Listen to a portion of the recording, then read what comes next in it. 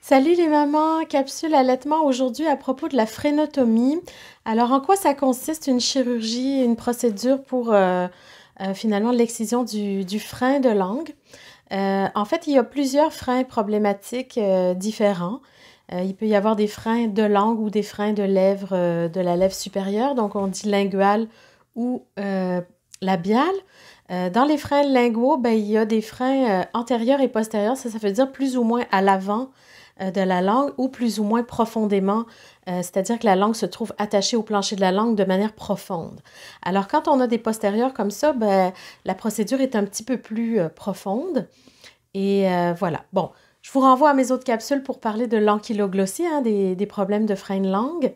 Et puis, je vais faire une autre capsule aussi à propos des soins post-frénotomie et des exercices qu'on suggère de faire, bien sûr, pour la récupération du bébé, de la succion et le bon retour finalement à l'allaitement.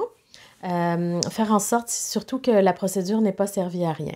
Donc, pour vous faire un choix éclairé, en fait, vous donner la chance d'avoir quelques informations.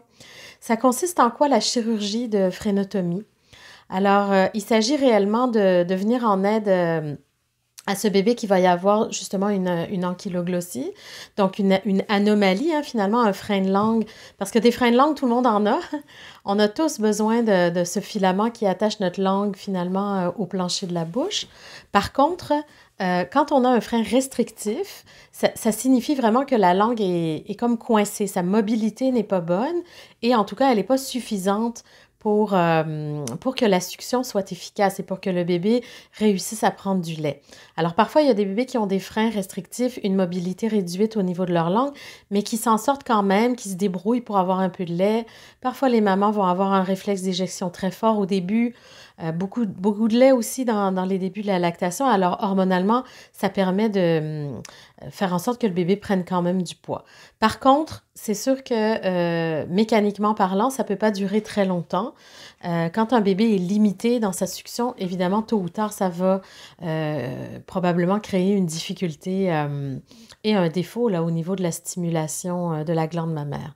Donc, la procédure, pour en venir là, tout simplement, il s'agit de couper ce frein de langue, de le tailler finalement jusqu'à ce que la langue puisse finalement se soulever suffisamment et avoir une certaine mobilité.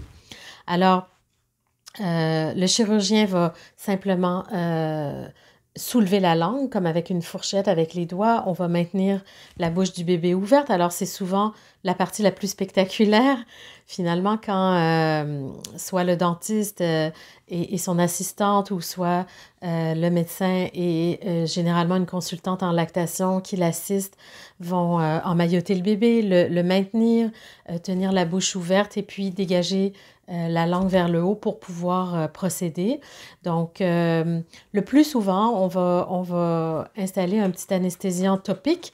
Donc, c'est la plupart du temps pas une injection, mais ça dépend hein, des sortes aussi de chirurgie qui sont effectuées. Là. Il y a plusieurs niveaux de profondeur, en fait, dans lesquels qui vont nécessiter des anesthésies différentes, mais généralement, un anesthésiant topique suffit.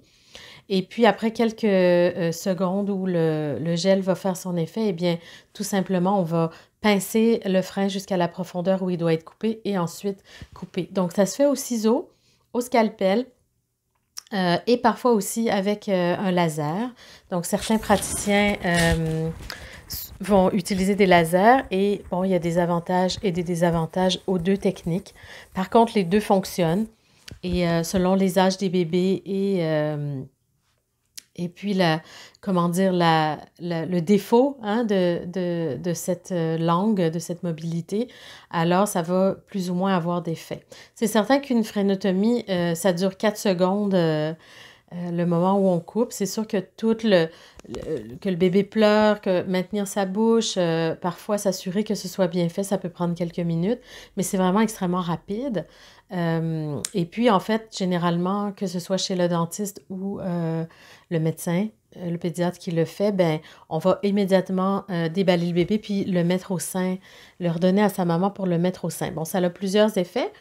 D'abord de le calmer, généralement instantanément, puisqu'il se retrouve proche de la peau de sa mère, l'odeur du lait et la succion qui est réconfortante, bien sûr, pour la plupart des bébés.